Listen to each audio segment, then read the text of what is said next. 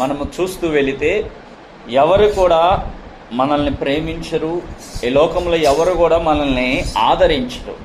మనల్ని ఆదరించేవారు ఎవరైనా ఉన్నారు అంటే అది నీవు నేను ఆరాధిస్తున్న సజీవుడైన పరిశుద్ధుడైన దేవుడు. ఆయన ఏమంటున్నాడంటే మన గురించి, మన యొక్క జీవితము గురించి తన దూతలకు ఆజ్ఞాపిస్తున్నాడు. ఎప్పుడు మనం వెళ్తున్న ప్రతి మార్గం, ఎందుకంటే క్రైస్తవ జీవితం అనే ఒక మార్గమును మనం కలిగి ఉన్నాం, ఆ మార్గమును మనం అనుసరిస్తూ ఉన్నాం, ఆ మార్గమును మనం కలిగి ఉన్నాము కాబట్టి, ఆ మార్గం ప్రకారము మనం నడుచుకుంటున్నాము కాబట్టి, మనం ఎప్పుడైతే ఆయన నామమును ఎరిగి ఉన్నామో, ఏ నామము? మనుషుల నామము కాదు, యేసుక్రీస్తు సజీవుడైన పరిశుద్ధుడైన దేవుని నామముని ఎప్పుడైతే మనం కనుగొన్నామో, ఎప్పుడైతే దాని యొక్క చెంతకు మనం చేరామో, అప్పుడు మన జీవితంలో దేవుడు అద్భుతమైన ఆశీర్వాదాలు మన పైన ఎన్నో కుమ్మరిస్తూ వచ్చాడు. ఈరోజు అటువంటి ఆశీర్వాదాలు మనం ఎన్నో అనుభవిస్తూ ఉన్నాం. ఈరోజు దేవుడు నీకు నాకు ఒక మాట మంచిగా సెలవిస్తున్నాడు. అందుకంటున్నాడు చూడండి, ఒక్కసారి 13వ వచనంలో అంటాడు చూడండి, నీవు సింహములు నాగపాములను త్రొక్కెదవు, భృజంగములను అనగదొక్కెదవు. హల్లెలూయా. ఏంటిదంట? సింహములను నాగపాములను నువ్వు తొక్కెదవు. అంటే సింహములు నాగపాములు ఇవి కూడా ఎవరి మాట ప్రకారము నడుచుకుంటున్నాయి? ఎవరి మాట? నీ మాట నా మాట ప్రకారం నడుచుకోవడానికి దేవుడు ఆజ్ఞ ఇచ్చాడు. వాటిని నీవు నేను తొక్కడానికి కూడా అధికారం ఈరోజు ప్రభు కలగ చేశాడు. ఆ అధికారాన్ని బట్టి ఈరోజు నీవు నేను దేవుని ప్రేమను కనుగొని దేవుని యొక్క కృపలో, దేవుని యొక్క కనికరములో, దేవుని యొక్క కాపుదల్లో మనమందరము కూడా నడుచుకుంటూ ఉన్నాం. నీతిమంతుడు ఒక్కడే లేడు, ప్రతి ఒక్కడు పాపని దేవుని వాక్యం సెలవిస్తుంది.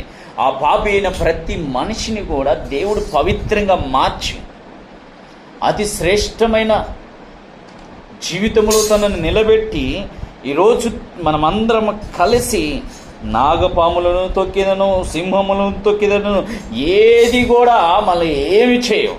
ఎందుకు? మన పక్షానుంది సజీవుడైన పరిశుద్ధమైన దేవుడు కాబట్టి ఆ దేవుని హృదయపూర్వకంగా ఆరాధించుకునే భాగ్యము ఈరోజు దేవుడు నీకు నాకు కలుగచేశాడు. ఈ భాగ్యము నువ్వు నేను అనుభవిస్తున్నట్టయితే, ఈరోజు నువ్వు నేను అటువంటి స్థితిలో ముందుకు వెళ్ళిచున్నట్టయితే, అటువంటి ప్రేమలో ముందుకు వెళ్ళిచున్నట్టయితే, ఈరోజు దేవుడు నీతో ఒక మాట సెలవిస్తూ ఉన్నాడు. మనుషులకు భయపడు, రాజులకు భయపడొద్దు, అధికారులకు భయపడొద్దు. వారు ఎంత మాత్రం అంటే కొద్దిగా కాలం మాత్రమే. అందుకంటాడు కదా 16వ వచనంలో చదవబడినట్టు, దీర్ఘాయువు చేత అతన్ని తృప్తిపరచెదను, నా రక్షణ అతనికి. ఏంటిది? దీర్ఘాయువు. నిజంగా ఆ దీర్ఘాయువుని బట్టే ఈరోజు మనం శ్వాస తీసుకుంటున్నాం, ఆ దీర్ఘాయుని బట్టే మనం బ్రతుకుతున్నాం, ఆ దీర్ఘాయుని బట్టే మనం నడుస్తున్నాం, ఆ దీర్ఘాయుని బట్టే మనం దేవుని నామమును గణపరుస్తున్నాం, ఆ దీర్ఘాయుని బట్టే దేవుని యొక్క పరిశుద్ధమైన నామమును హెచ్చిస్తున్నాం, ఆ దీర్ఘాయుని బట్టే దేవుని యొక్క నామమును గణపరుస్తూ ఉన్నాం. ఆ గణపరిచే భాగ్యములో ఈరోజు దేవుడు నిన్ను నన్ను, నీవు నేను స్తుతించడానికి, నీవు నేను ఆరాధించడానికి, నీవు నేను గణపరచడానికి, నీవు నేను కీర్తించడానికి ఈరోజు ఎంత గొప్ప భాగ్యము దేవుడు దయచేశాడు. ఈ భాగ్యం ఎవరికి లేదమ్మా. ఈరోజు ఆయన కలిగి ఉన్న నీకు, ఆయన కలిగి ఉన్న నీకు నాకు మాత్రము తప్ప ఇంకెవ్వరికి లేదు. ఆ దీర్ఘాయుని బట్టి ఆయన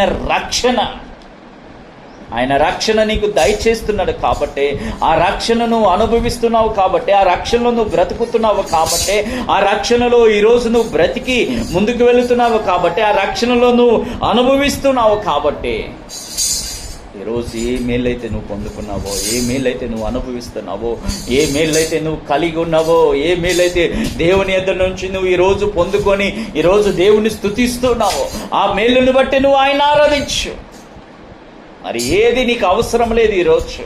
ఆ మేలు ఏదైతే నువ్వు అనుభవించావో, ఏ మేలైతే నీ జీవితంలో దేవుడు చేశాడో, ఏ మేలైతే దేవుడు నీ లైఫ్ స్టైల్లో చేశాడో, ఏ మేలైతే నువ్వు అనుభవించావో, ఏ మేలైతే నువ్వు దేవుని దగ్గర నుంచి పొందుకున్నావో, ఆ మేలులో నీకు రక్షణ ఉంది.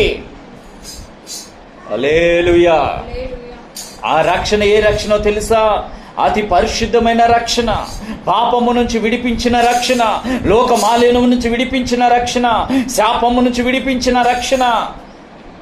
ఈరోజు ఆ రక్షణ దేవుడు నీకు నాకు దయచేసినందుకు నువ్వు నేను ఆయన్ని ఆరాధించాలి, నువ్వు నేను ఆయన గణపరచాలి, నువ్వు నేను ఆయన కీర్తించాలి, నువ్వు నేను ఆయన గణపరిచే వారిగా, ఆయన కీర్తించే వారిగా.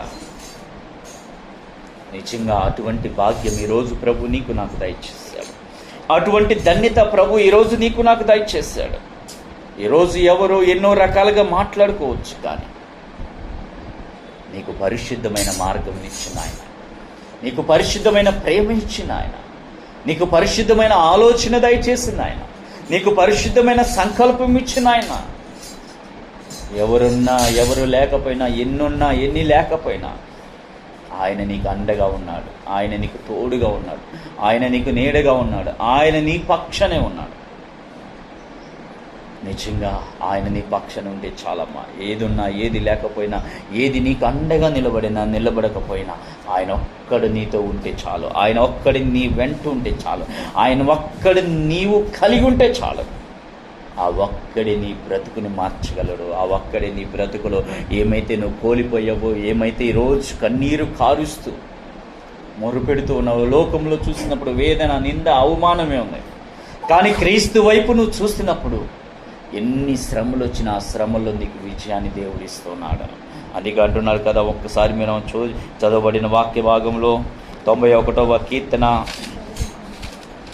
చదవబడిన 13వ వచనం ఒక్కసారి చూద్దాం. 91వ కీర్తన. నీవు సింహములను నాగపాములను తొక్కెదవు. ఏంటిదంట? క్రోధము సింహములు, గర్జిస్తున్న సింహములు కూడా అనగ తొక్కే భాగ్యం ఈరోజు ప్రభు మీకు దయచేయునుగాక. హల్లెలూయా. ఎందుకంటే అటువంటి భాగ్యం, అటువంటి ధన్యత ఈరోజు ప్రభు ఆయన పేరిట నీకు దయచేస్తున్నాడు. ఆయన రక్షణలో నీకు దయచేస్తున్నాడు, ఆయన యొక్క ప్రేమలో నీకు దయచేస్తున్నాడు. ఎవరిని గురించి నువ్వు చింతించాల్సిన అవసరం లేదు, దేని గురించి నువ్వు ఆలోచించాల్సిన అవసరమే లేదు. ఈరోజు మనం ఆరాధిస్తుంది సజీవుడైన దేవుణ్ణి. హల్లెలూయా. ఆ సజీవుడైన దేవుణ్ణి ఈరోజు నువ్వు నేను ఆరాధిస్తున్నాం కాబట్టి, నువ్వు నేను గణపరుస్తున్నాము కాబట్టి, ఆ సజీవుడైన దేవుని నువ్వు నేను ఈరోజు గణపరుస్తున్నాము కాబట్టి, ఆ దేవుని నువ్వు నేను కీర్తించేవారిగా, హెచ్చించేవారిగా, ఆరాధించేవారిగా ఉండవలసిందిగా ప్రభు వాక్యం సెలవిస్తుంది. కాబట్టి దేవుడు నీ బ్రతుకులో, నీ జీవితంలో చేసిన మేలును మర్చిపోక హృదయపూర్వకంగా మనమందరం కలిసి ఆయన ఆరాధించుకుందాం. తలలు వంచుకొని కళ్ళు మూసుకొని ఆయన ఆరాధన చేసుకుందాం.